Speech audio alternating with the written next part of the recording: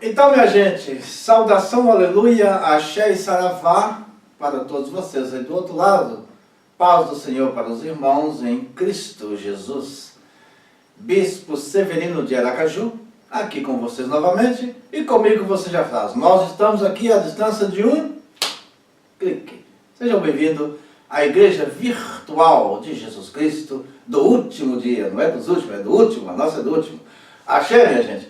Olha, continuando a nossa prosa que estava tão gostosa, mas o nosso tempo aqui no YouTube tem que ser controlado, né? Tive que dar uma pausazinha, mas já estou de volta. Antes de ler eu sou um pastor diferente, né? Eu prego a palavra antes de ler a Bíblia, né? Nós vamos chegar numa leiturazinha do livro de Isaías. Então eu estava falando com vocês um pouco, estava narrando um pouco, estava figurando, né? Eu quero lembrar que eu estava figurando da minha maneira, ou traduzindo da minha maneira, a história dos dois irmãos, né? O irmão que matou o outro, o primeiro homicídio da humanidade, Caim e Abel, né? O cabra safado mata o outro por inveja, deu origem ao primeiro homicídio da humanidade, deu origem a um sentimento humano universal chamado inveja. Não há um ser humano nessa terra que não tem inveja. Se você aí do outro lado estiver assistindo esse vídeo e falar que não tem inveja, você é um grande mentiroso. Ok? Da mesma forma, eu digo que não há um ser humano no planeta Terra que nunca tenha mentido. Se você falou que nunca mentiu, você é um grande mentiroso. Ok. Então, minha gente, essa história, esse episódio, Caim e Abel, deu origem, então, ao primeiro homicídio da humanidade. E como eu estava dizendo, Deus permitiu que tal coisa acontecesse. Deus precisava também reavaliar a sua criatura. Deus precisava de dar um espaço, pois que Deus, eu acredito que quando Deus criou Adão e Eva, e teve os dois filhos, Caim e Abel, já existia uma imensa população no mundo. A prova disso é que Caim matou Abel e depois Caim refugiou-se numa cidade e lá contraiu o matrimônio. Então é sinal que já havia, a terra já estava habitada. Eu acredito que naquele tempo, quando Deus resolveu criar ou recriar a essência da vida numa nova era, ou talvez, digamos assim, num lugar paradisíaco, né? Deus deve ter escolhido lá um vale e tal, e plantou árvores de frutos e tudo, e preparou aquele lugar maravilhoso, né? E ali ele deu início a uma nova geração, Adão e Eva. A história vocês conhecem de cor salteado, portanto não vamos repetir a história de Adão e Eva. Então, quando Caim matou Abel, ele fugiu para uma cidade qualquer daquelas e casou e teve filhos e por aí afora. Muito bem, essa história também vocês conhecem. E o que eu estava tentando dizer é que Deus permitiu que isso acontecesse. Deus precisava reavaliar a criação humana, aquilo que ele não criou, ele recriou. Ele não simplesmente permitiu porque ele queria ver até onde ia, ele queria ver sangue. Não, Deus é sábio demais.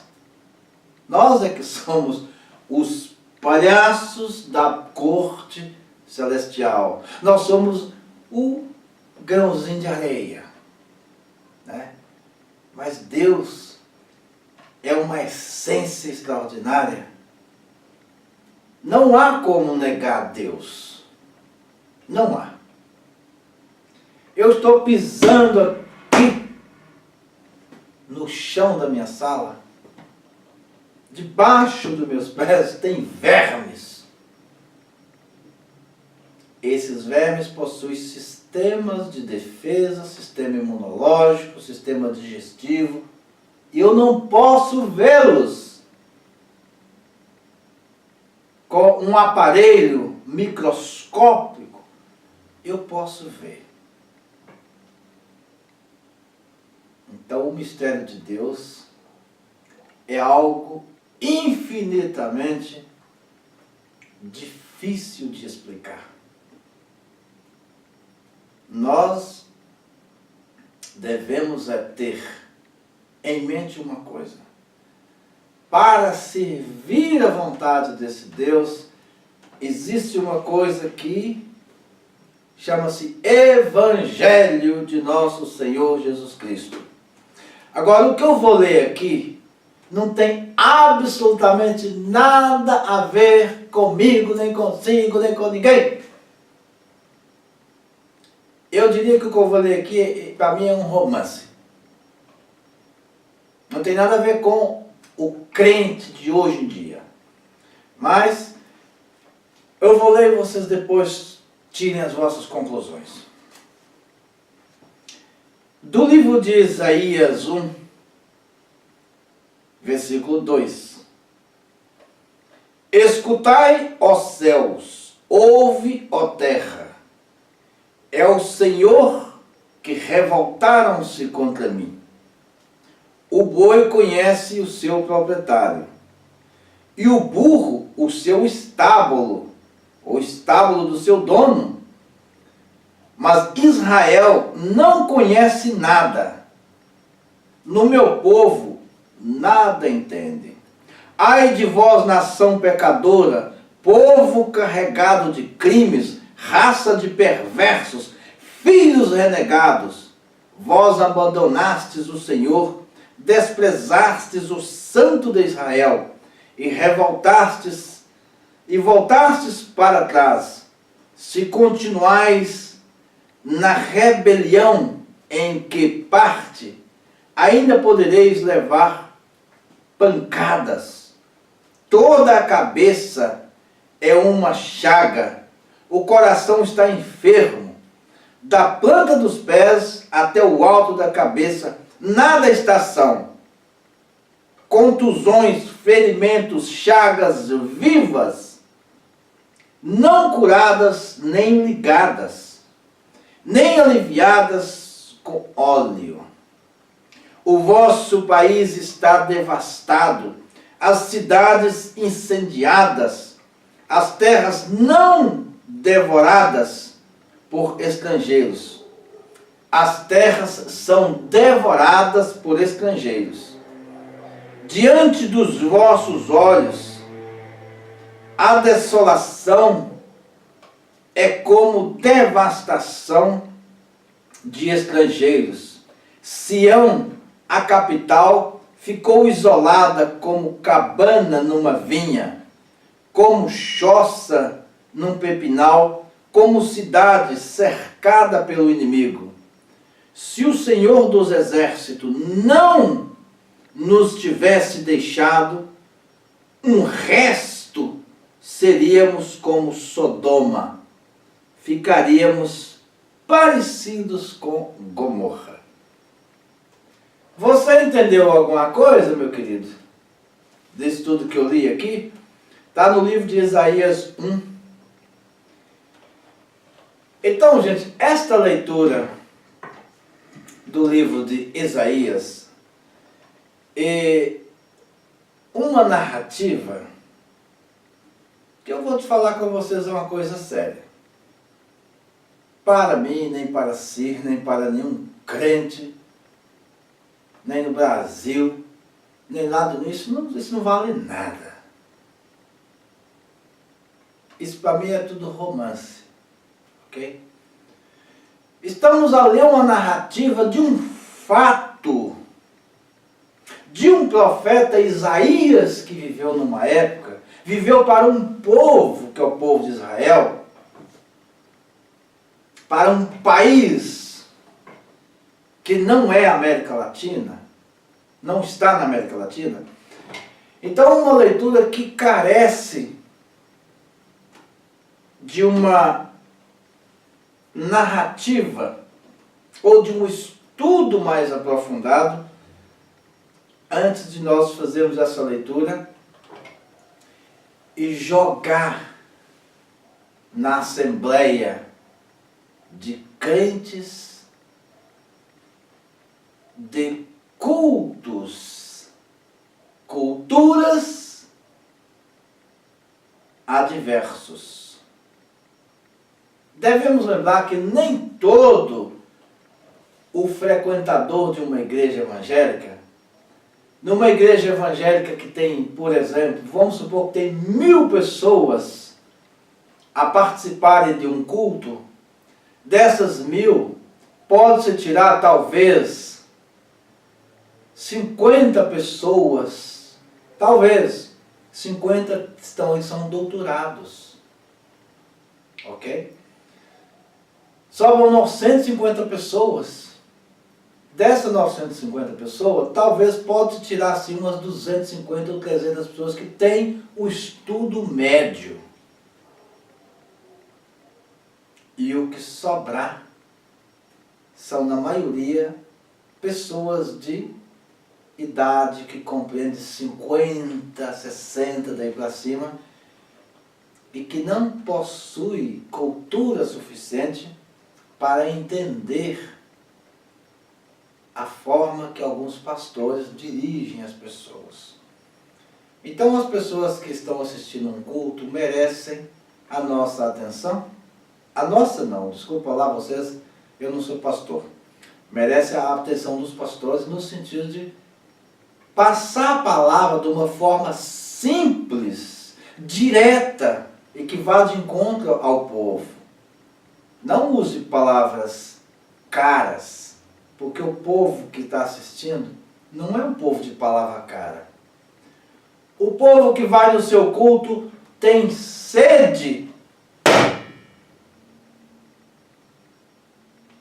tem fome, mas é do pão da vida, do caminho, da verdade e da vida. Quem é o caminho, a verdade e a vida, senão nosso Senhor Jesus Cristo? Quem mais simples na Bíblia para ensinar tanta grandeza de forma tão simples? Só mesmo Jesus, né? Jesus, em poucas palavras, pouquíssimas palavras, ou um pequeno gesto, ele derrubava doutores da lei. E simples como ele ensinou, ele deixou aqui uma fórmula maravilhosa, mas eu particularmente, eu não uso, né? Porque eu não tenho vergonha na cara mesmo. Mas Cristo sabe que eu sou assim. Até isso ele compreende, né? Mas Cristo sabe que dentro do meu coração, a essência do meu coração ela é boa. A essência do meu ser é tola.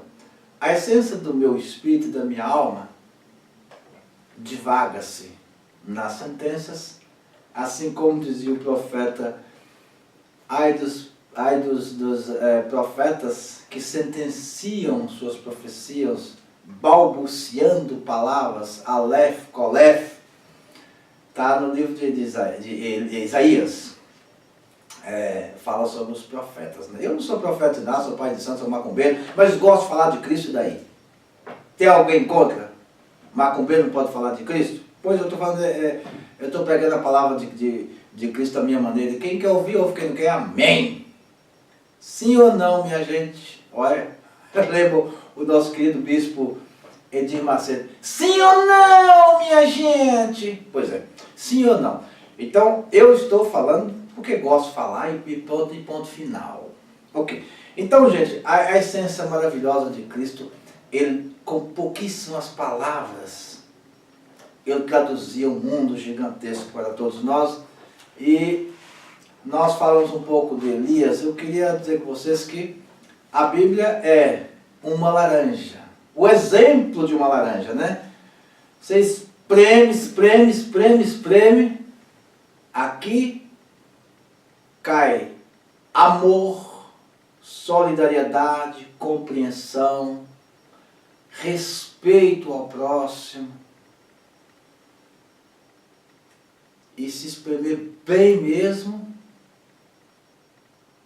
pode sair até uma unção do Espírito. E essa unção pode transcender seu corpo do mais alto nível, grau da espiritualidade, do poder de Deus. E Deus pode te laçar de uma vez por todas para trabalhar na seara dele aqui nessa terra. Pois a seara de Deus no planeta Terra é gigantesca. O próprio Cristo falou, a seara é grande demais, mas pouquíssimos são os trabalhadores. Agora vocês vejam bem como que profundidade, né, gente? Grande é a seara, mas poucos os trabalhadores, né? E contando pastor por aí, né? Mas só que pronto. Eu não quero. Eu já cansei, que eu já meti a ripa de muitos pastores. Mas eu acho que, olha, cheguei à conclusão o seguinte. Todo pastor, seja, ou também não pastor, pai de santo macumbeiro, não importa quem quer que seja, só tem contas a prestar com uma pessoa. E essa pessoa está no andar de cima. Portanto, gente, eu chego à conclusão que toda obra, todo ministério que se levanta tem naturalmente alguma vaidade, faz parte dele? Faz. Ambição também faz. Todo pastor, todo bispo, apóstolo, apóstola e seja lá o que for, a crentaiada toda que funda o seu ministério tem aquela ilusão de que vai apacentar um grande rebanho de dizimistas e que vai crescer, e eles vislumbram uma vida de luxo. É natural. Não há nenhum ser humano nessa terra que não tem vaidade. Não há nenhum ser humano nessa terra que não tem paixão. Não há nenhum ser humano nessa terra que não tem ambição. Eu vou nomear só esses três sentimentos veementes. Quem não tem paixão, gente, quem falar que não tem é mentiroso. A paixão não é você ser apaixonado por fulano ou ciclano, pela Maria, pela Joana, e assim sucessivamente. A paixão não é você ser apaixonado por uma pessoa. A paixão é tudo aquilo que te dá prazer. Se te dá prazer andar num carro chique, um carro de luxo, isso é uma paixão. Se te dá paixão ter uma fazenda de gados, é uma paixão.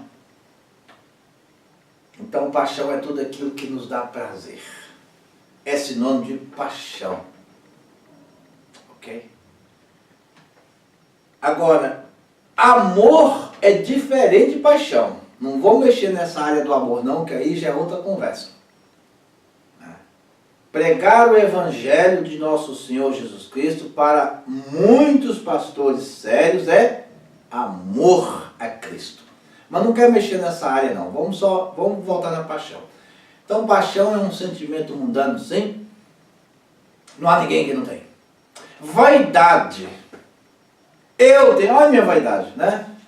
Eu estou com um fatinho, um paletózinho muito simplesinho. Estou usando esse bibico, que é um gorro muito utilizado no mundo árabe e no Paquistão, por exemplo. Por que eu estou usando isso aqui? Eu já acho muito bonito. Depois que eu sou careca, eu acho mais bonito usar isso do que ficar careca. Ok? Isso é o quê? Vaidade. Né? Então ninguém aqui não tem uma vaidadezinha, né? Ambição. Não venha me dizer o pastor, o bispo que não tem ambição, não, porque tem ambição sim. Eu já tenho mais 5.000 igrejas gigantescas, mas eu quero construir uma mais desgamenta, uma poderosíssima chamada Templo de Salomão.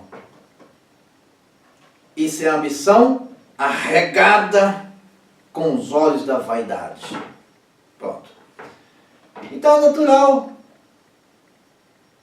que um servo de Deus, um pastor ou enfim, possa desviar o seu propósito nas suas pequenas paixões e ambições e por aí afora. Mas certamente alguma essência de bom deve sair daquele homem ali.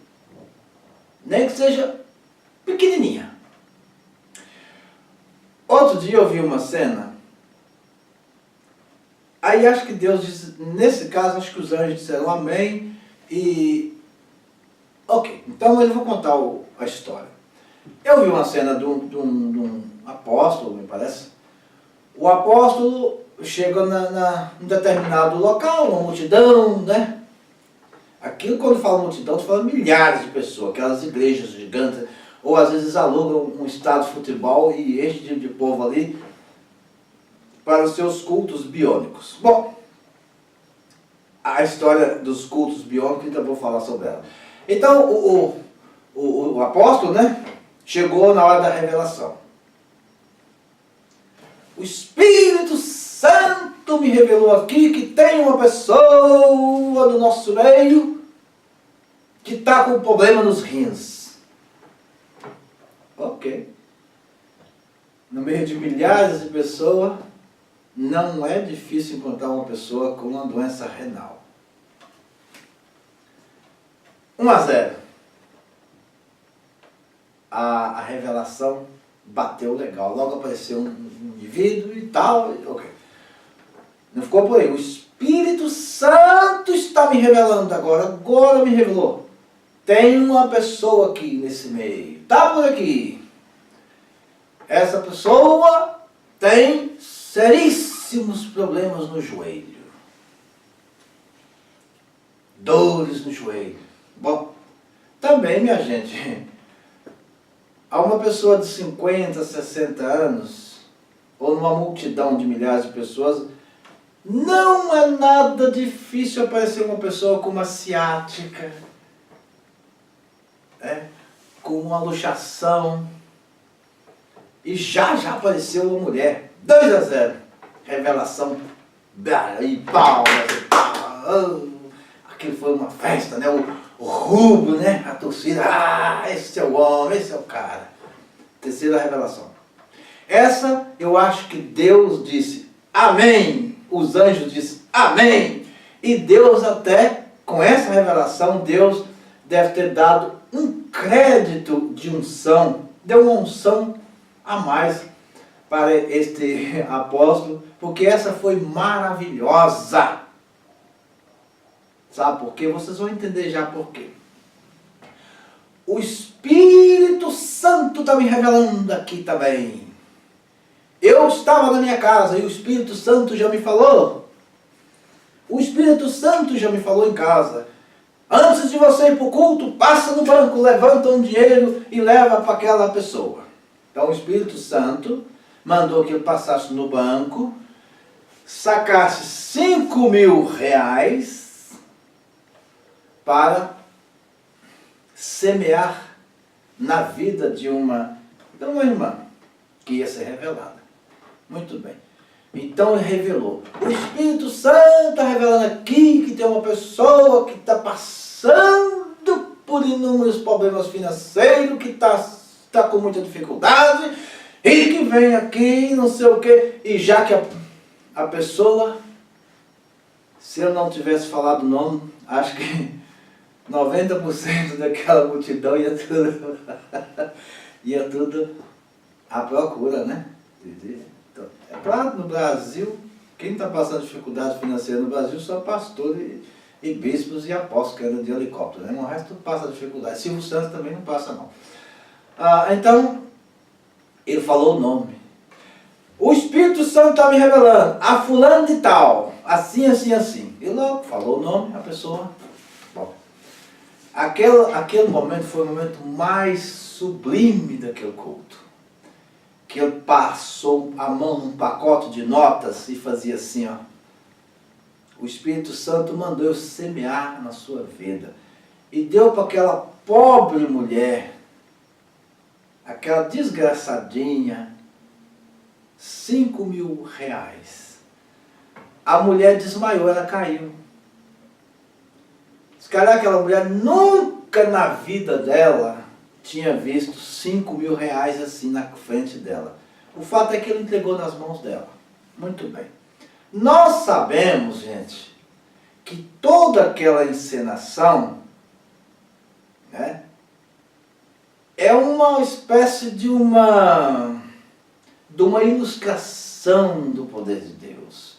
Ele ilustrou aquilo de uma forma que aquela multidão toda que estava na igreja, quando chegasse na hora da sacolinha correr, do dízimo, quantos 5.000 reais que não entrou naquela noite e naquele congresso, né? Então, Deus, de toda aquela congresso, que foi um congresso, né? Vários, acho que são 3 dias, naquele acontecimento, de 3 dias de oração, de vigília, de palestras e tudo, eu acho que Deus abençoou os 3 dias por aquela ação, aquele minuto em que aquela mulher ganhou 5.000 reais. 5.000 reais, minha gente. Para mim, 5.000 reais não é muito difícil para eu gastar 5.000 reais. Ok? 5.000 reais não é muito difícil passar. Esse dia passa, talvez por semana eu ganho esse dinheiro. Mais ou menos. Bom, não é difícil para mim, mas para aquela pobre mulher, meu Deus, que alegria! Como é que ela deve ter transformado em comidas maravilhosas, uma roupa, um sapato. Aquilo fez a festa na vida dela. E eu acho que Deus abençoou o apóstolo por até utilizar essa mulher para fazer uma espécie de merchandising, né, do evangelho, da sua obra. Mas indiferentemente da atitude, da forma, a intenção que ele usou, Deus está se lixando. O que Deus ficou muito feliz quando aquele pastor, o nome do apóstolo chama-se apóstolo, peço desculpas se eu estiver enganado, mas eu acredito que chama apóstolo Agenor, lá do Rio de Janeiro. E esse culto aconteceu em São Paulo. Eu fui convidado para um culto, ele e a esposa dele. Se eu estiver enganado no nome, vocês me desculpem desde já, mas eu acredito que esse episódio aconteceu com esse pastor que chama-se pastor Agenor. Mas vocês podem confundir. Então, gente, Deus gostou demais. Deus deve ter dado uma gargalhada de felicidade quando aquela mulher pegou 5.000. Então, gente, eu acho assim, de toda obra perversa, falsa, mentirosa, sempre tira alguma coisinha boa. Então, a sugestão que eu faço para todos os queridos irmãos, crentes, pai de santo, macumbeiro, chincheiro, maconheiro, não importa. Vocês que acreditam em alguma coisa. Reflita um pouco sobre esses grandes movimentos evangélicos e procure não explorar só o lado negativo deles. Se esse pastor, bispo Agenor, é falso profeta, maconheiro, safado, ladrão, vigarista, isso é problema dele e de Deus. Ok? Se ele desvia o dinheiro do dízimo para comprar carrões ou viver no luxo, isso será um problema entre ele e Deus. Eu não tenho nada a ver com isso, nem nenhum de vocês. Eu não posso julgá-lo, porque eu não conheço o homem. Ok? Eu não conheço o homem, só conheço através da internet. Portanto, para mim não cheira nem fede. Ok? E se eu tenho alguma coisa a esconder, pode esconder dos crentes que vão na igreja dele, no ministério dele, mas de Deus não esconde. Então, se eu tenho algum problema, é ele que acerte com Deus depois. Então vamos procurar também, gente, olhar o lado bom das coisas. Não vamos olhar só o lado ruim, não. Toda moeda tem dois lados, tem cara ou coroa, né? Não vamos olhar só para a cara e nunca olhar para a coroa, vamos olhar. Às vezes você pega uma moeda de 50 centavos, não importa o valor, você anda com moedas no bolso, você não sabe a data que ela foi cunhada, você não sabe nada dessa moeda, você só sabe que a moeda é de 20 centavos, ou de 50, você só tem uma moeda. Mas você não sabe mais nada sobre essa moeda. E você utiliza a moeda. Você pega uma nota de 50 reais, você pouco sabe dessa nota, que você pega ela, ela não esquenta no seu bolso, você vai gastar, vai comprar, seja o que for, você não sabe, não conhece, nem o dinheiro que tem no seu bolso você não conhece. Ok? Você sente a falta dele quando ele desaparece, mas conhecer você não conhece. Então nós não conhecemos o que sai de bom desses pastores biônicos, eu chamo pastores biônicos, bispos biônicos, apóstolos, tudo para mim são biônicos. Biônicos porque eles têm uma capacidade de regimentar uma multidão.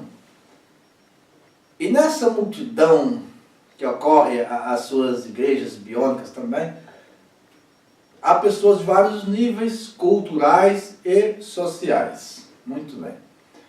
Então, indiferentemente de ser uma igreja biônica ou fraudulenta, o que mais conta para Deus é se dentro daquela obra existe pelo menos um quadro, ou uma atitude digna. Portanto, essa atitude do bispo apóstolo, né? Apóstolo ter dado 5.000 reais para uma senhora, né, que foi revelado, indiferentemente da razão pelo qual ele fez isso, Deus está, ó, nota 10 para esse bispo, apóstolo, nota 10 mesmo. Deus quer gente assim. Não importa, pega de vez em quando um pobre, dá um bocado de dinheiro, que Deus vai ficar muito contente com vocês, né? Porque Deus é mistério demais. Então não vou discutir os mistérios de Deus, né? Eu, por incrível que pareça, vocês acreditam ou não, eu sou macumbeiro. Eu estou falando aqui em cima, lá embaixo é meu terreiro de macumba. Eu toco macumba aqui toda segunda, toda quarta e todo sábado, né? Ao sábado tem festa de Exu e Pombagira, segunda-feira festa de Lebara, às quarta-feiras preto velhos, caboclo e passe. E nem por isso eu deixo de acreditar que só há um Deus. Não há dois, ok? Mas o mistério de Deus permite que nós plantemos as nossas sementes à revelia. Depois o que vai se colher logo se vê, não é assim, minha gente? Gálatas. Escolha bem as suas sementes na hora de plantar.